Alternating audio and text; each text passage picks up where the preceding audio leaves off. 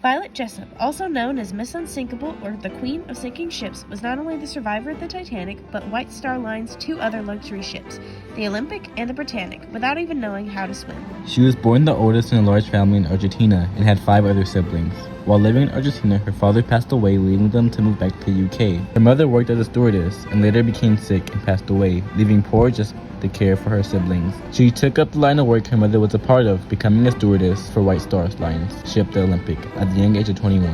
While on the Olympic, everything went relatively smooth for young Jessop, until May 15, 1934, where the ship violently collided with a British ship, breaking through 2 of the ship's waterproof compartments. No one on the ship was hurt, and she made it safely onto land. After this, she continued to work on the Olympic. Eventually, she was offered a position on the Titanic.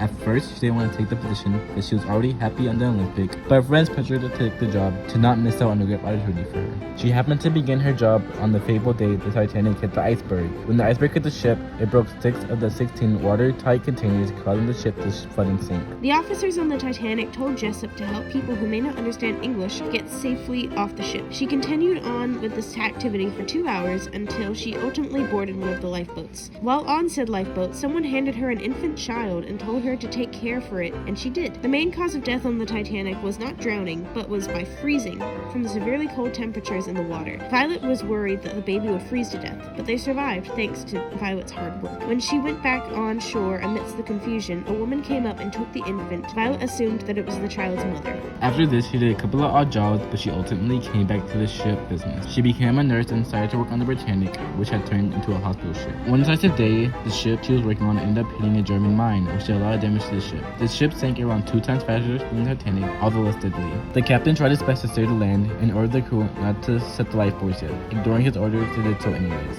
Since the ship's propellers were now under the water, it created a current which pulled lifeboats into the motors and chopped up the people inside. Unfortunately for Violet, she was in one of the first lifeboats dropped into the water and was slowly being pulled towards the ship. She could see herself slowly moving towards the ship propellers and was faced with a life or death situation, considering she could not swim. She instinctively jumped off the lifeboat anyway. Her account of this is blurry, but she said that she could feel something bump her head, which she later figured out fractured her skull. She miraculously survived and was picked up by another lifeboat out of the bloody and gruesome dismembered soup of water and made it to land. Despite all the traumatizing events, she continued to work for the White Star Line's other ships, before ultimately passing away from a heart attack in 1971. Violet was most likely traumatized, but felt she had to continue working on ships to support herself. While she reportedly did end up liking her time on the sea, she originally started working as a miner in order to support her family, despite never learning how to swim. This need to put herself into life-threatening situations in order to make ends meet shows a larger issue with the state of the American economy back then and even now.